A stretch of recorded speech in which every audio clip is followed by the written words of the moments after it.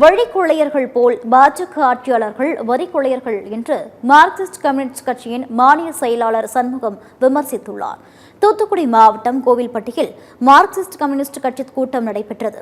அப்போது பேசிய மாநில செயலாளர் சண்முகம், மாநிலங்களுக்கு வழங்க வேண்டிய நிதியை வழங்க பாஜக அரசு மறுத்து வருகிறது என்று குற்றம் சாட்டினார். மாநில உரிமைகளை பாதுகாப்பது, மாநிலங்களுக்கான அதிகாரத்தை பாதுகாப்பது, நிதி பாரபட்சத்திற்கு எதிராக போராடுவது என திமுக அரசு நடத்தி கொண்டிருக்கும் போராட்டத்திற்கு துணையாக மார்க்சிஸ்ட் கம்யூனிஸ்ட் உள்ளிட்ட தோழமை கட்சிகள் செயல்பட்டுக் கொண்டிருப்பதாக தெரிவித்தார். அதாவது வழிப்பறி கொள்ளையர்கள் நம்மெல்லாம் கேள்விப்பட்டிருப்போம். அப்பப்போ வழிப்பறி கொள்ளை எழுதி தினத்தஞ்சி, தினமலர் இந்த மாதிரி பத்திரிகைலாம் கூட செய்திகள்லாம் கூட வழிப்பறி கொள்ளையும். இவங்க வரி கொள்ளையர்கள். இவங்க வரிப்பறி கொள்ளையர்கள்ல ஆட்சியாளர்கள் வரி கொள்ளையர்கள் என்று சொல்லத்தக்க அளவுக்கு வரி போடாத எந்த பொருளுமே கிடையாது.